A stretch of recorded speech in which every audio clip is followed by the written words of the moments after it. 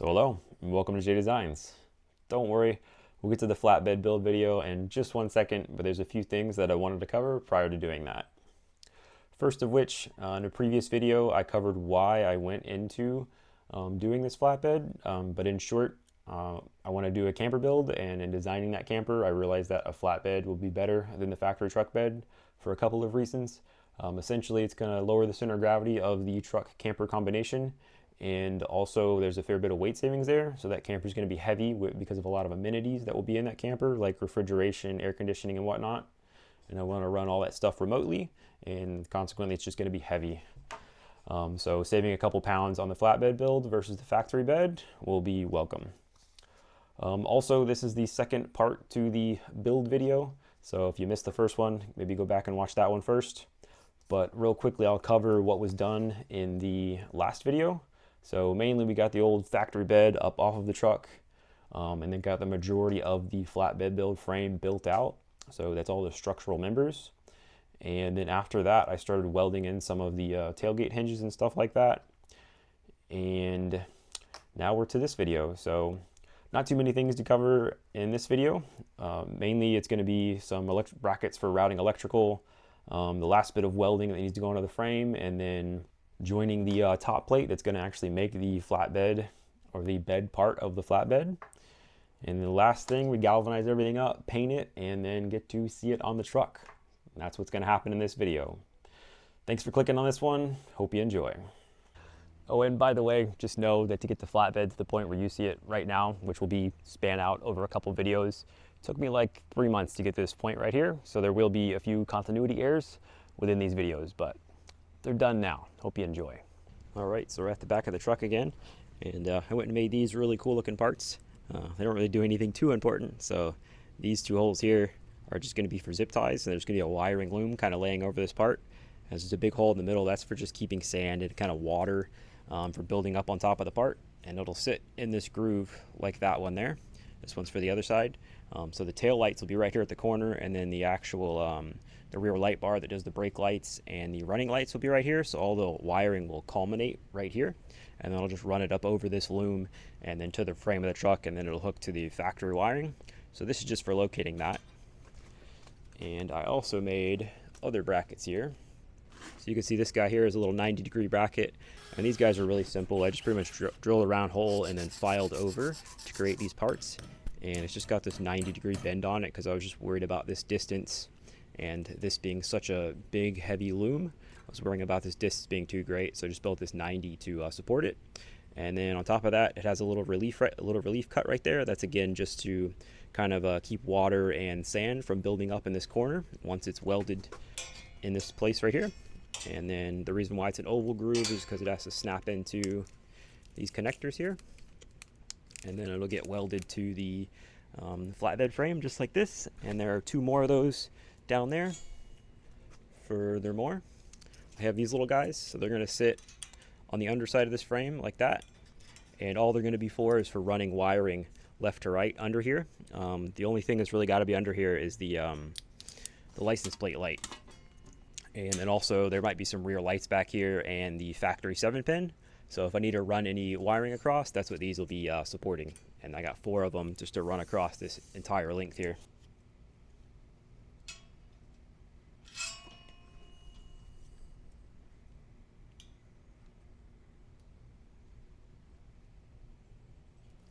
So this corner right here deflects a lot, and I think it's just mainly because this structural member that helps supports it goes to this guy, and this guy's super thin. This guy is super thin because the rack is going to join right here, and when the rack's joined here and bolted in or riveted in, whatever I decide to do in the future, it'll make this strong right here. But this side, or particularly that side, is going to be under a lot of load. The battery is going to live on that side. It's going to be quite heavy. So what I'm going to do to remedy that is I'm going to install some of these little diagonals between these 2 points here, and then I'm just going to go ahead and tack that in.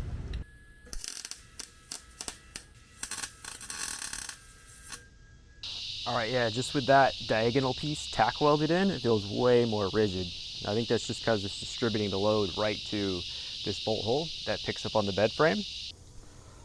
Alright, so there's the majority of the flatbed all welded together.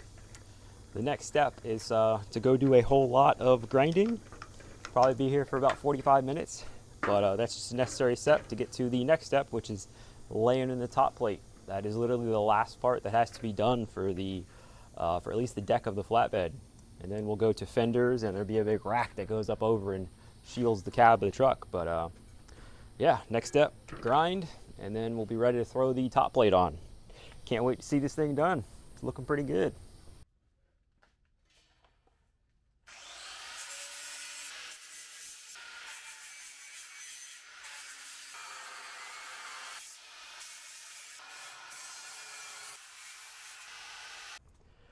All right, so here is the completed frame.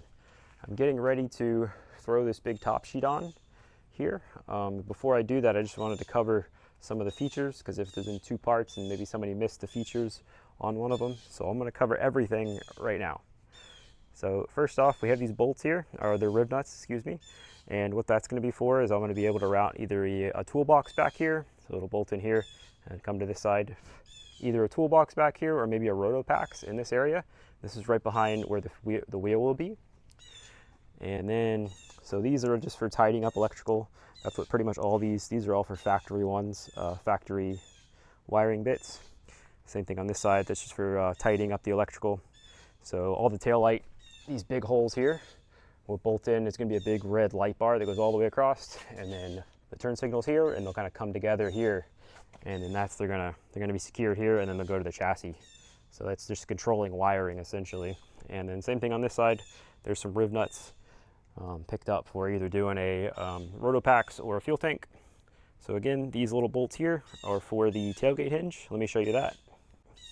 So the tailgate hinge is this stainless steel part right here. So it's going to slide in here, and then it'll bolt in from the underside, and then the tailgate will be removable as well. So this part will be attached to the tailgate, and it'll be able to hinge up and down, but also slide off and completely remove the tailgate. I don't have the holes drilled yet for the bed sides. I'll probably drill them later once I decide where I want the bed sides to hinge at. But I can easily drill those holes later. There's just going to be 2 holes up here, and then 2 holes over there, and then the same on the other side, obviously. So what else? Oh yeah, so the very end of it has a little piece of angle. So this lip here is really just for if I back into something. One, the bumper should hit before this thing does, but if the bumper doesn't hit, this should protect the turn signals and the big red light bar. Also, license plate lights are going to hang right off of the bed here. And then we're going to move to the front, or the side rather. So the fender, there's a bunch of drilled and tapped holes all along here. There's 10 of them in total, and that's going to bolt in the fenders, which will cover the wheels right here. So looking in the front here, so we got pieces of angle. These are drilled and tapped as well. So there's going to be a big headache bar, so it protects the cab of the truck. That's going to go up and over. It's going to come down and connect right there. So these drilled and tapped holes are for a gusset plate that's going to go up to the bar. So you'd imagine the headache bar is going to go straight up here, and this will be a nice triangular gusset that bolts into these holes. It comes across and braces that bar. As well up here, so this is the back side of some more rib nuts. That's the same ideal as the back of the bed, except this side is going to get a battery, and that side is going to get an ARB twin air compressor that is upside down, and it's off the truck obviously. But there's going to be an ARB twin mounted right here, to my knowledge. For those that don't know, this is one of the fastest, or the fastest 12-volt air compressor on the market. And what I want to show you is its wiring harness essentially needs to run to the other side. So I'm going to relocate the main truck battery right behind the cab and in front of the wheel well that would be right here. So I put these straps along here to locate the wiring harness or any air lines. It's going to come from the compressor and go run to other parts of the truck. These straps just need to be here because it's just good to support wiring about every 6 inches to 12 inches when you're doing automotive stuff because of all the vibrations. And the exhaust is going to be right up in here as well. So we don't want to get that wiring harness too close to that, obviously. I think that's everything. Oh, one more thing, but let me put the camera on a tripod for that. I wanted to point out how many members there are essentially running in this direction. There's only 4 of them. And then if you look this way, there's actually 9 members running in that direction. So the members that run this way are going to resist bending in this direction, whereas the members that run in that way are going to resist bending like this. So why there are less members essentially going this way is because what I'm going to try to do is save a bit of weight, and I'm going to go with these aluminum extrusions. And what these are, essentially, they're tie down points. I have some on my factory bed, but what I'm going to do is I'm going to go bolt these in to this top plate here. And when they're bolted in, hopefully they will serve as actual structural members. And obviously aluminum's a heck of a lot lighter than the steel counterparts. That's just a weight saving measure there. We'll see how that goes. Hopefully we don't get too much bending in this direction. I have to go add some members underneath the bed. So I've got the top sheet on the flatbed now. It's just laid on there. But now that it's on there, let me show a bit of my insanity with you. So I cut this top plate out of a sheet of 14 gauge steel. And I just used a jigsaw to do that. It took a pretty good while to cut it out, but it's done now. And it's laid on the flat blade, and it's fitting up pretty good after a little bit of grinding and stuff like that. But anyways, the bit of insanity I wanted to talk about is I actually did not want to use this particular sheet here because it's 14 gauge. What I wanted to use was 16 gauge. Let me explain. So we've got two little pieces of metal here. One of these is 14 gauge, the other one is 16 gauge. Can you tell which one's which? The larger number being the thinner one. This one's 14 gauge here, and this one's 16 gauge. You pretty much can't tell the difference between the two. But what I wanted to do with this flatbed build was actually use a sheet of 16 gauge for this, because I did the math on it with this surface area, or I guess it's technically a volume. But with a sheet of 14 gauge, it's 13 pounds heavier than a 16 gauge steel. But I ended up going with 14 gauge because that's what I had laying on the material cart in the garage. And a sheet of 16 gauge was $100. Steel prices have gone up a ton. As much as I'd like to black budget this project, there is a budget on it, and I didn't feel like spending $100 just to save 13 pounds. But the insane part is I contemplated that for about 2 days to go buy a sheet of 16 gauge. I know 13 pounds really doesn't sound like a lot, but considering once this truck bed build is done, or this flatbed build is done, and I have a camper sitting on the back of here, I'll probably be backed right up to the gross vehicle weight rating of the truck. And 13 pounds, if you compare it to other things, so that's half the weight of one of the batteries that I want to run in the camper. That 13 pounds could have been another CV axle, so a spare part carried in the truck, or another couple tools that could have been carried in the truck. But instead, that 13 pounds is going to be going to this top plate. And really, it's only a marginal increase in strength with that additional thickness. And also, that additional 13 pounds is going to serve to make the truck a little less interesting to drive. So weight adversely affects acceleration, braking, cornering abilities. It makes you a little more likely to break stuff, and off-road, you're more likely to sink down in sand or mud because of that additional weight, or less likely to make it up a hill that your friends just made it up. Yeah, I thought about that 13 pounds for a long time. For any project that moves, like a vehicle, super considerate about weight. I ended up putting the 13 pounds on the truck, but I just wanted to share that with you. Oh yeah, what do you think? Am I crazy or what? Would you be concerned about 13 pounds? Let me know.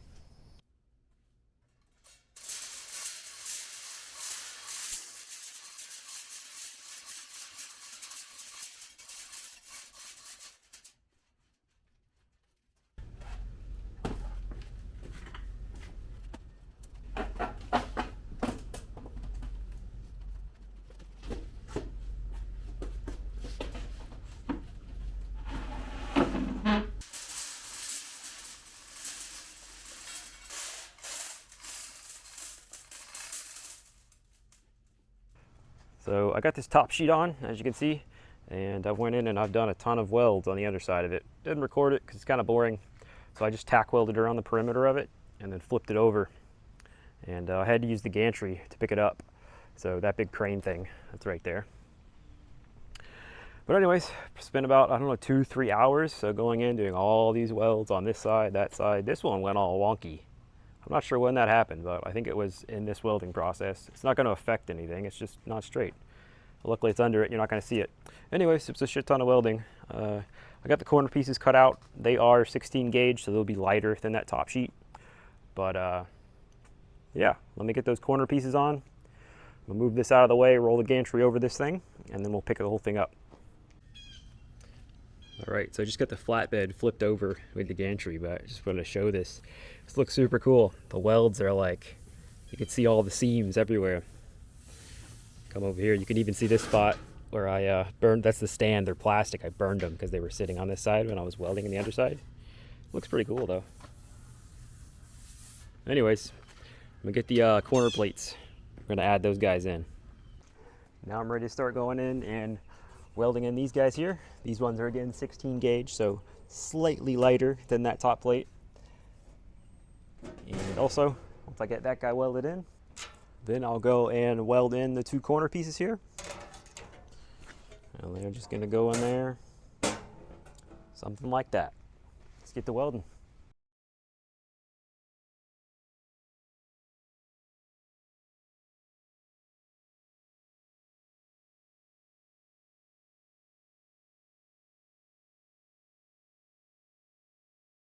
All right, so I got these fully tacked in all the way around. So the next step is to go in here in these joints and weld pretty much all the way around these guys.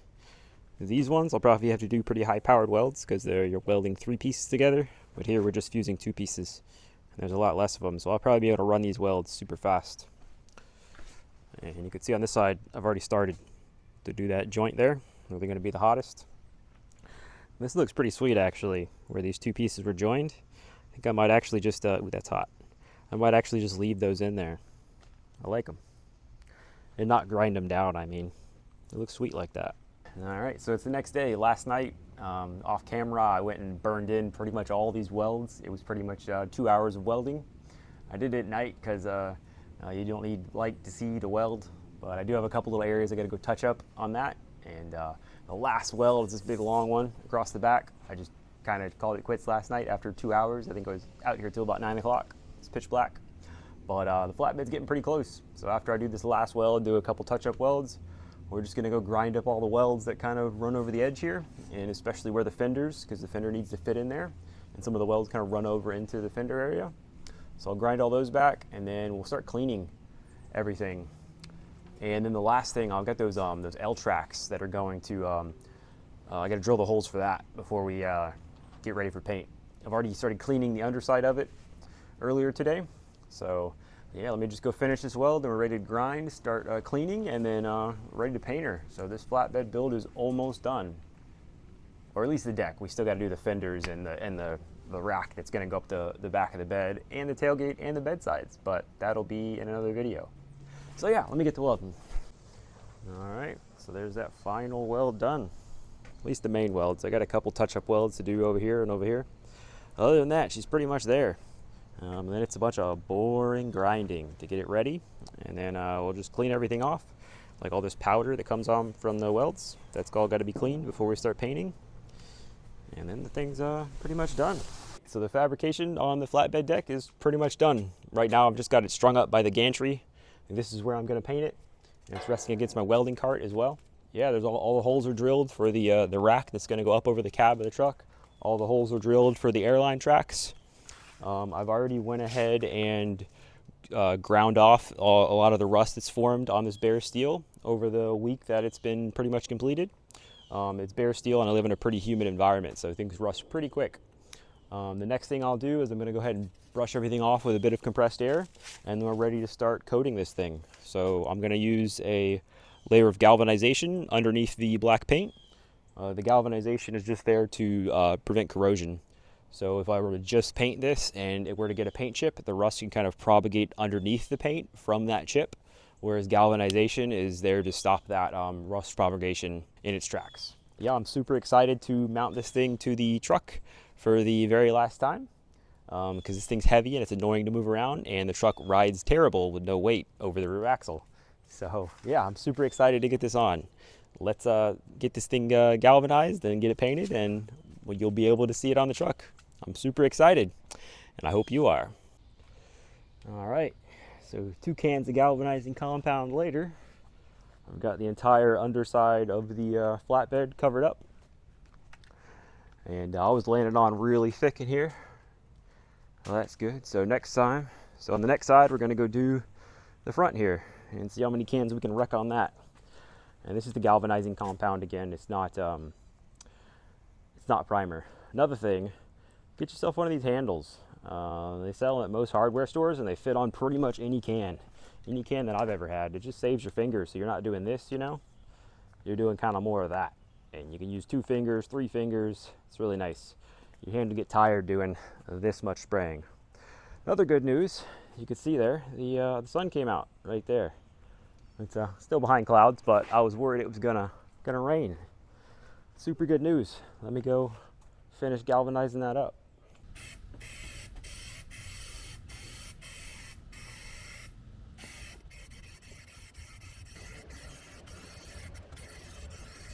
Flatbed is all galvanized up.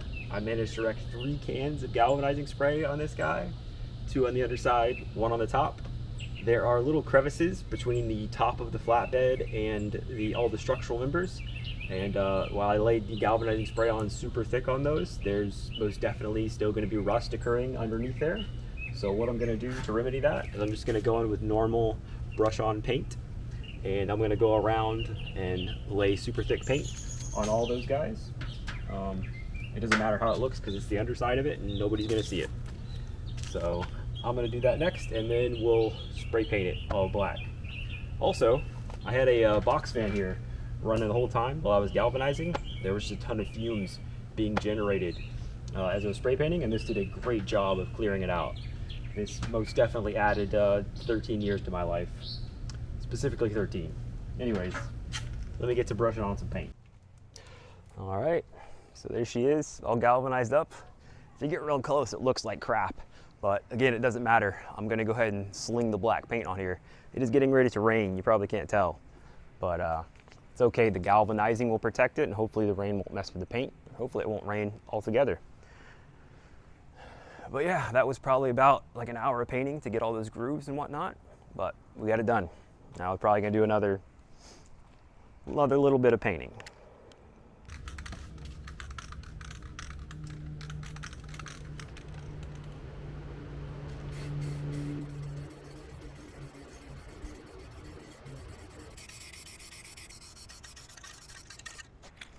Ooh. All right, that was my last can, but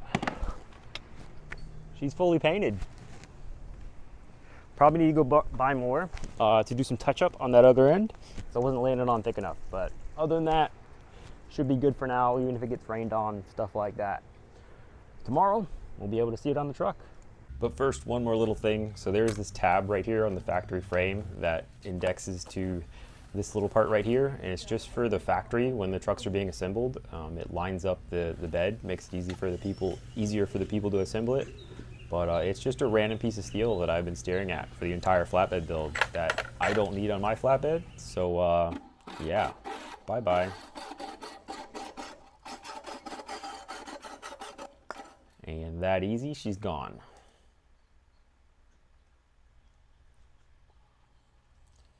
And then I'll just clean it up with a little flap disc on the angle grinder. And then that's what it looks like. I'm not even gonna paint that. It doesn't matter, it can rust. I don't really care. And there you go. That is the bed, all painted up. Man, I gotta learn how to work this camera, huh? Know which direction to turn. And there you go. There's the bed all painted up and slapped on the truck. I think it's looking pretty darn good. So there are a couple things added on here that you haven't seen yet, like all these lines here. Those are airline tracks. So I'll add them in another video, not this one. Also, give you a bit of teaser here. Truck's getting airbags. We'll add those in another video. The fenders are sitting right here, or the wheel wells. So it'll go in these areas here and come up and over and cover our wheels. Giving you a really huge preview there. So right up in here, there's actually gonna be a battery right here. And if I take you to the other side, it's a long walk.